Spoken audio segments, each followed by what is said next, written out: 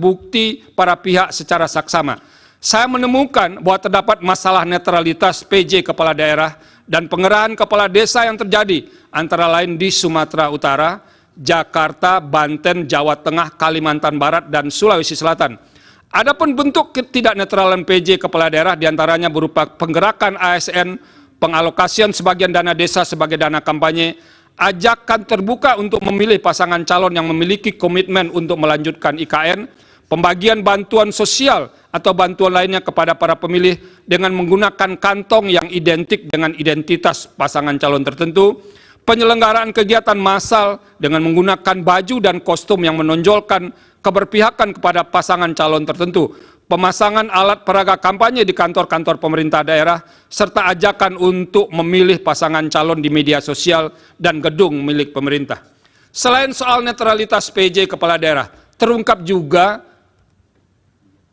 sebagai fakta di persidangan adanya pengerahan atau mobilisasi kepala desa antara lain seperti di Jakarta dan di Jawa Tengah. Berbagai bentuk ketidaknetralan tersebut telah dilaporkan kepada Bawaslu dan sebagiannya terbukti. Terhadap lapor yang terbukti tersebut, Bawaslu telah merekomendasikan kepada instansi terkait seperti Komisi Aparatur Sipil Negara untuk menindaklanjuti karena terbukti melanggar peraturan perundang-undangan lainnya. Berkaitan dengan ketidaknetralan tersebut, KSN pernah merilis hasil survei pada Desember 2023 yang menunjukkan bahwa sebagian PJ kepala daerah dinilai belum optimal dalam pengawalan netralitas ASN. Salah satu penyebab utamanya adalah intervensi politik sehingga membuat ASN melanggar netralitas. Sementara itu sebagian laporan yang disampaikan kepada Bawaslu dinilai tidak terbukti karena tidak memenuhi syarat formil atau material. Namun Bawaslu tidak memberitahu kekurang lengkapan syarat dimaksud. Hal demikian sebenarnya dapat dipandang sebagai cara Bawaslu menghindar untuk memeriksa substansi laporan yang berkenaan dengan pelanggaran pemilu.